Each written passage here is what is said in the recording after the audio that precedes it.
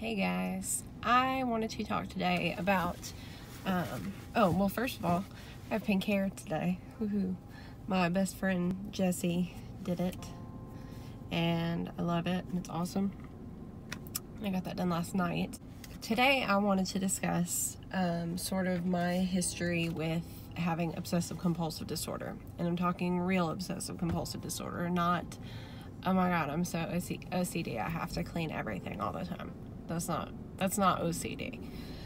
I want to preface this by saying that I've done a lot of anxiety vlogs lately just because I've dealt with it a lot lately, but I don't want my channel to be this depressing thing where that's all that I talk about, so I am going to have other topics coming up, more I guess uplifting, I guess you could say, but this is just a good venting place for me to get things off my chest. So I promise I'm not like this horribly depressed person that's like always upset, whatever. It's just that this is what's on my mind lately, so I wanted to talk about all this.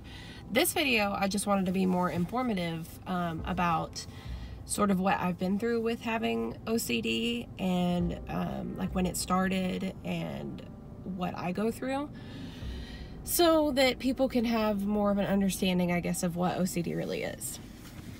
And I took notes, so if I keep looking down, it's because I wrote things down so I wouldn't forget.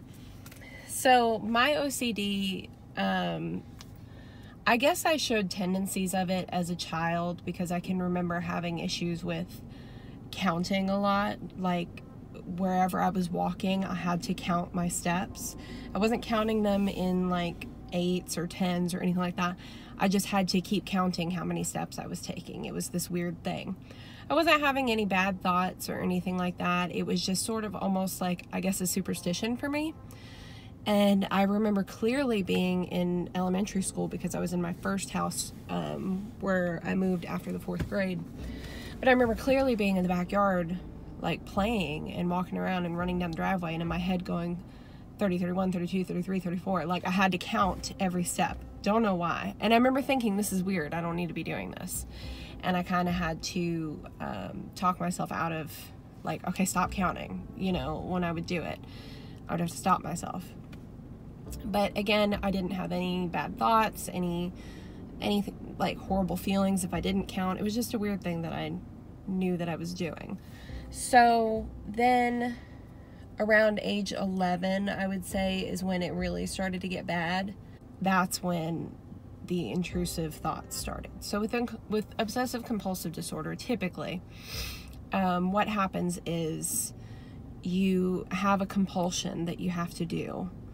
It can be some sort of ritual, like typically people associate it with people who wash their hands a lot. A lot of people who have OCD, not a lot, but some of the people who have OCD wash their hands a lot. They might be germaphobes, and that's their compulsion, and they have to do it over and over again because their brain has convinced them their hands aren't clean enough.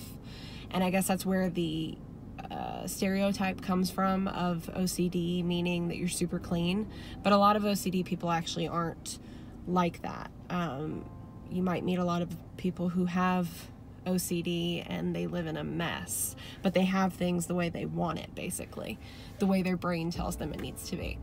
And if you don't obsessively do this compulsion, basically, then, or this ritual, then a lot of people get these intrusive thoughts, like, because I didn't do this, or because I did this thing, A, B, or C is going to happen. So for example, when I was 11 and it started, and this wasn't even anything I was doing, this was just, I think it was that I couldn't sleep. If I went to sleep, something bad was going to happen. But I remember being in my bedroom late at night, and if it thunderstormed, and I was never afraid of storms, I love thunderstorms, never been scared of them. I was terrified of tornadoes, so maybe that was part of it. But it didn't make sense what I was afraid of. When a thunderstorm would hit, I would stay up all night in my room just in tears, thinking my parents were going to stop breathing in their sleep. If I went to sleep, my parents were going to stop breathing in their sleep. And I would go down to their room while they were sleeping, make sure they were still breathing. I mean, I would have full-on panic attacks. And I never told my parents any of this or anything, because I knew it was weird. I knew it was odd that that was happening. I knew logically that made no sense. But it didn't stop me from having a full breakdown all night long. It was very strange. I didn't know at the time what OCD was. I didn't know that's what it was. Then I remember being in school, and I remember being at my desk at school in class, and for some reason having a textbook on my lap, like under my desk, but on my lap. And I remember having to constantly, you know, like when you're nervous and you kind of bounce your leg really quickly, like you bounce your foot. Oops, sorry. I would have to do that through the entire class, or once again, I was having these images that something bad was going to happen to my parents. They were going to get into a car accident, they were going to get killed, you know, whatever it was. And I would sit, and I remember my ankle being so tired, but I had to keep bouncing it in my head. It was like, just keep bouncing it and they'll be fine. Keep bouncing it and they'll be fine. And it was like I couldn't even focus on what I was doing in class because I was so stressed about it. And again, I knew that made no sense. I knew logically me bouncing a textbook on my lap had nothing to do with my parents' safety. But obsessive compulsive disorder causes these thoughts to be so intrusive that if you don't do it, you're kind of going to have like a panic attack, mental breakdown, whatever. So I had to do it. A common thing for me, which is very controlled, my OCD is very controlled, especially right now. Even though I've gone through a lot of anxiety this year, my OCD really hasn't stricken up, which is a huge relief to me. But a common thing for me is if I do something really small or silly, like if I accidentally run a red light, the first thing to pop into my head is that something's going to happen to a loved one of mine because I ran that red light. Something bad is going to happen to one of my loved ones, and that makes no sense. And I know that, and in my head I'm like, it's not going to happen. You know, like, shut up thoughts, it's not going to happen. So I at least have that control and wherewithal now, but I mean, a lot of times it does get worse and out of control when my anxiety flares up. And like I said in my first video, my anxiety flares up twice a year, just about, but a lot of times it skips. You know, I can go a year and be fantastic and not have any anxiety, and even if I do, it's nothing major. But little things like that, running a red light, or I don't know, I can't even think of another example, but tiny things like, oh, I accidentally didn't hold the door open for somebody, or I didn't smile at that person who I walked past and they smiled at me, and because of that, something bad's gonna happen. Almost like, I guess, what most people's idea of karma is. If you're not doing something good to help somebody, then, you know, what goes around comes around. So I'm like, oh my God, I didn't smile at that person, something bad's gonna happen. But then I just try and be positive to the next person. One of the stories I have in my head, and I don't know, this could be totally not true, this could be totally blown out of proportion, but when I was in middle school, when I was in the 7th grade, so this would have been just a year or two after the OCD got really bad and I didn't know what it was, I was on a cheerleading squad. And I remember it was 7th graders and 8th graders on this squad, and I remember my pom-poms had handles in the middle of them, so you kind of had to like separate all the strings and everything, and then I could see my initials were marked in my pom-poms. I don't know why I had to mark my pom-poms. Everybody had the exact same pom-poms. It didn't matter whose was whose, but I had to have mine. I don't know why. I wasn't like this overly possessive person about all my stuff, but my pom-poms, I didn't want them getting mixed up with somebody else's. And I have this thought in my head that to this day, there is this person who is friends with my husband. I don't think they've seen each other in person since we started dating. Like, I think she moved away or something like that. I might even have to like send this to her or something, I don't know. But to this day, I think that this incident made this girl think, this bitch is an idiot, this bitch is crazy, I ain't gonna be around you anymore, that sort of thing, because we like never spoke again. We would run into each other at parties and stuff, and it was just really awkward. Like, she obviously did not want to talk to me, and I was like, okay. And I was really embarrassed by this story, but I could not help it. So what happened was, we were cheering at a basketball game in school, and all that happened was that our pom-poms happened to be all sitting on the floor, and I think they got mixed up or something, and the game was over, and we all grabbed pom-poms and got up to go, and I'm frantically trying to separate the thing to see the middle bar where my initials are, which was hard to separate.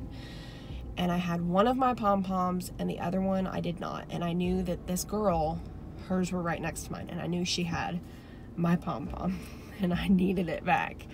I needed it back, or something terrible was going to happen. And that is so stupid, but that's what happened. And I remember following her and being like, I think you have my pom-pom. I think you have my pom-pom. And she was like, who cares? They're the same, you know, there's the same thing. Like, get over it. And I was like, no, I really need it. Like, that's mine. That one's mine. This one's yours. And I just spazzed out. And I just remember her turning around and going, fine, here, and just chucking it at me. And I don't blame her at all, because I know I was being obnoxious. But I could not help it. Like, if I did not get my pom-pom, something really bad was going to happen in my head. And I remember after being so embarrassed. And I was very awkward and went through a lot of bullying in that time of my life. So I didn't really know how to stand up for myself, or not that I needed to stand up to her. I mean, I understand her frustration completely, but I was too afraid to go up to her and be like, look, I'm sorry. Like, this is why I feel this way. Or like, I couldn't even voice it yet. I didn't even understand it quite. But still to this day, I'm like, this bitch hates me because I just looked like a crazy person in middle school, and I know that I did. But I couldn't help it. I didn't understand my OCD. I didn't understand how to control it, where it came from. You know, none of that. So that's a funny story. And if this girl happens to watch this video, I would like to apologize for coming off like a crazy person in middle school because of it. But that was what was going through my head.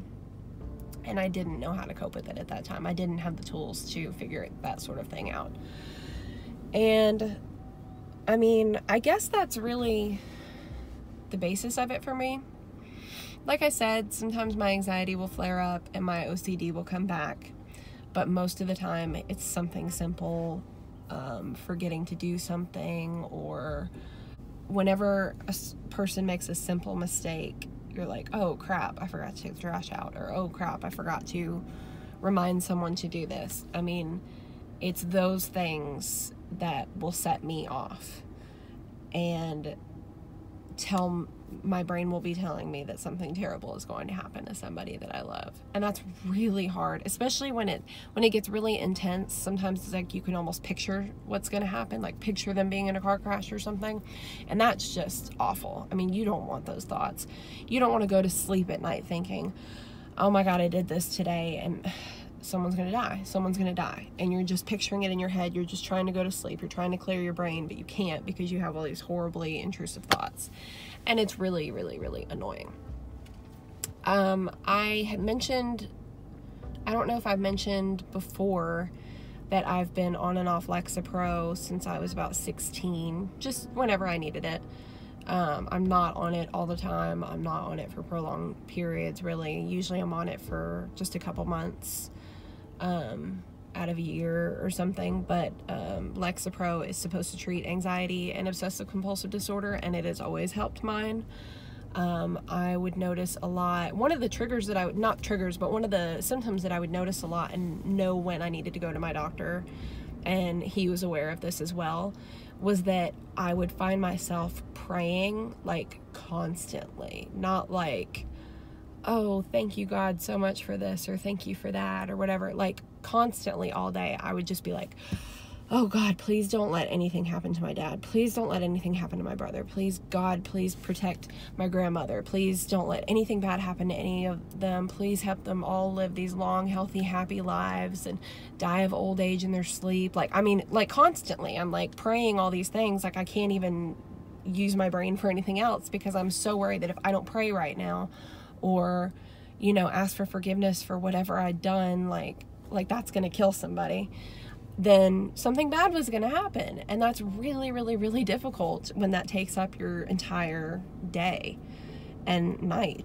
So that's when I would kind of know that I needed to go back, and I'd be like, look, I cannot focus. I'm so scared all the time. I'm just like praying that nothing bad happens to anybody, and to an obscene amount where it's it's debilitating. So that's when I would typically get back on Lexapro for a little while. I would usually just do like the 10 milligram dose. Every once in a while I'd have to go up to 20 and be on it for a little bit longer, but then I'd wean back down and wean off and be fine. So that's typically how I treat it. Again, I've done therapy in the past, but like I said before, usually it doesn't take me a lot of therapy to be good and fine. So I thought I would talk about it on here. If anybody else has these symptoms or suffers from OCD, or maybe you didn't know that you did and these symptoms make sense to you, you may want to look more into it, because it's totally normal to have.